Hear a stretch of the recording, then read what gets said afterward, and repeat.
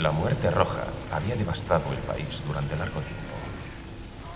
Jamás una peste había sido tan fatal y tan espantosa. La sangre era encarnación y su sello, el rojo y el horror de la sangre. Comenzaba con agudos dolores, un vértigo repentino y luego los poros sangraban y sobrevenía la muerte. Las manchas escarlata en el cuerpo y la cara de la víctima eran el bando de la peste, que la aislaba de toda ayuda y de toda simpatía, y la invasión, progreso y fin de la enfermedad se cumplían en media hora. Pero el príncipe próspero era feliz, intrépido y sagaz. Cuando sus dominios quedaron semidespoblados, llamó a su lado a 1000 caballeros y damas de su corte, y se retiró con ellos al seguro encierro de una de sus abadías fortificadas. Era esta de amplia y magnífica construcción, y había sido creada por el excéntrico, aunque majestuoso gusto del príncipe. Una sólida y altísima muralla la circundaba. Las puertas de la muralla eran de hierro. Una vez adentro, los cortesanos trajeron fraguas y pesados martillos y soldaron los cerrojos. Habían resuelto no dejar ninguna vía de ingreso o de salida a los súbitos impulsos de la desesperación o del frenesí. La abadía estaba ampliamente aprovisionada. Con precauciones semejantes, los cortesanos podían desafiar el contagio. Que el mundo exterior se las arreglara por su cuenta, entre tanto, era una locura afligirse. El príncipe había reunido todo lo necesario para los placeres. Había bufones, improvisadores, bailarines y músicos. Había hermosura y vino. Todo eso y la seguridad estaban del lado de adentro. Afuera estaba la muerte roja. Al cumplirse el 5º o 6º mes de su reclusión y cuando la peste hacía los más terribles estragos, el príncipe próspero ofreció a sus 1000 amigos un baile de máscaras de la más insólita magnificencia. Aquella mascarada era un cuadro voluptuoso, pero permitan que antes les describa los salones donde se celebraba. Eran 7, una serie imperial de estancias. En la mayoría de los palacios, la sucesión de salones forma una larga galería en línea recta, pues las dobles puertas se abren hasta adosarse a las paredes, permitiendo que la vista alcance la totalidad de la galería. Pero aquí se trataba de algo muy distinto, como cabía esperar del amor del príncipe por lo extraño. Las estancias se hallaban dispuestas con tal irregularidad que la visión no podía abarcar más de una a la vez. Cada 20 o 30 metros había un brusco recodo y en cada uno nacía un nuevo efecto. A derecha e izquierda, en mitad de la pared, una alta y estrecha ventana gótica daba a un corredor cerrado que seguía el contorno de la serie de salones. Las ventanas tenían vitrales cuya coloración variaba con el tono dominante de la decoración del aposento. Si, por ejemplo, la cámara de la extremidad oriental tenía tapicerías azules, vívidamente azules eran sus ventanas. La segunda estancia ostentaba tapicerías y ornamentos purpúreos, y aquí los vitrales eran púrpura. La tercera era enteramente verde, y lo mismo con los cristales. La cuarta había sido decorada e iluminada con tono naranja, la quinta con blanco, la sexta con violeta. El 7º aposento aparecía completamente cubierto de colgaduras de terciopelo negro que abarcaban el techo y las paredes, cayendo en pliegues sobre una alfombra del mismo material y tonalidad. Pero en esta cámara el color de las ventanas no correspondía a la decoración. Los cristales eran escarlata, tenían un color de sangre. A pesar de la profusión de ornamentos de oro que aparecían aquí y allá o colgaban de los techos, en aquellas 7 estancias no había lámparas ni candelabros. Las cámaras no estaban iluminadas con bujías o arañas, pero en los corredores paralelos a la galería y opuestos a cada ventana se alzaban pesados trípodes que sostenían un ígneo brasero cuyos rayos se proyectaban a través de los cristales teñidos e iluminaban brillantemente cada estancia. Producían en esa forma multitud de resplandores tan vivos como fantásticos. Pero en la cámara del poniente, la cámara negra, el fuego, que a través de los cristales de color de sangre se derramaba sobre las sombrías colgaduras, producía un efecto terriblemente siniestro y daba una coloración tan extraña a los rostros de quienes penetraban en ella que pocos eran lo bastante audaces para poner allí los pies. En este aposento, contra la pared del poniente, se apoyaba un gigantesco reloj de ébano. Su péndulo se balanceaba con un resonar sordo, pesado, monótono, y cuando el minutero había completado su circuito y la hora iba a sonar, de las entrañas de bronce del mecanismo nacía un tañido claro y resonante, lleno de música, mas su tono y su énfasis eran tales que, a cada hora, los músicos de la orquesta se veían obligados a interrumpir momentáneamente su ejecución para escuchar el sonido, y las parejas danzantes cesaban por fuerza sus evoluciones.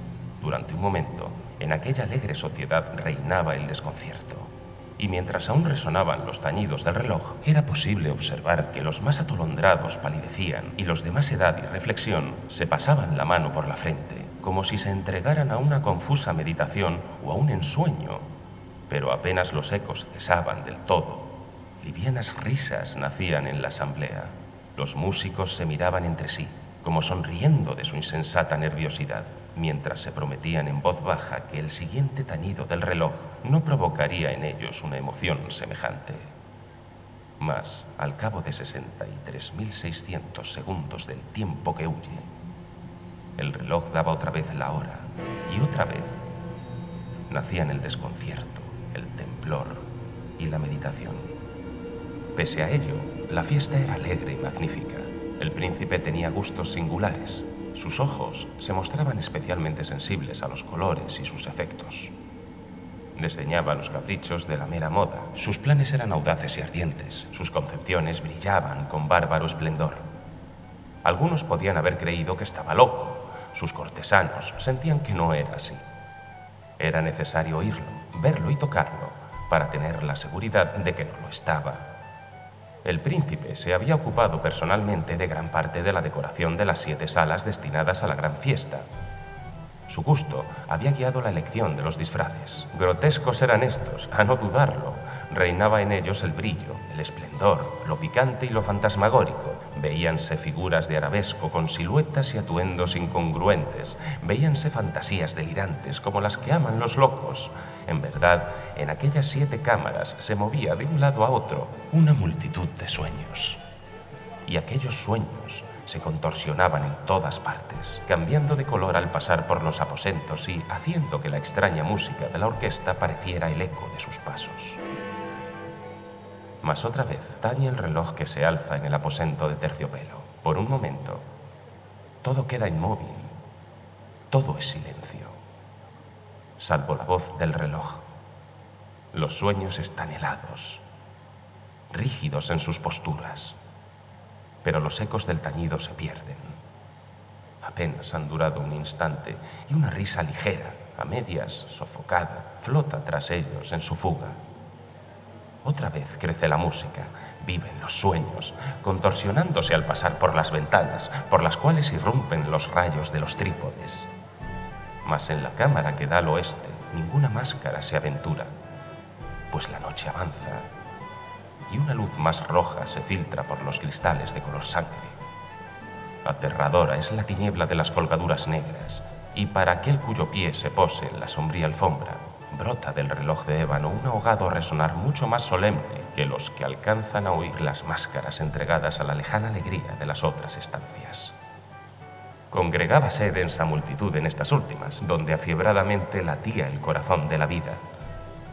Continuaba la fiesta en su torbellino hasta el momento en que comenzaron a oírse los tañidos del reloj anunciando la medianoche. Cayó entonces la música, como ya he dicho, y las evoluciones de los que bailaban se interrumpieron. Y como antes, se produjo en todo una cesación angustiosa. Mas esta vez el reloj debía tañer 12 campanadas, y quizá también por eso ocurrió que, antes de que los últimos ecos del carrillón se hubieran hundido en el silencio, muchos de los concurrentes tuvieron tiempo para advertir la presencia de una figura enmascarada que hasta entonces no había llamado la atención de nadie. Y habiendo corrido en un susurro la noticia de aquella nueva presencia, alzóse al final un rumor que expresaba desaprobación, sorpresa y finalmente espanto, horror y repugnancia. En una asamblea de fantasmas como la que acabo de describir, es de imaginar que una aparición ordinaria no hubiera provocado semejante conmoción. El desenfreno de aquella mascarada no tenía límites, pero la figura en cuestión lo ultrapasaba e iba incluso más allá de lo que el liberal criterio del príncipe toleraba.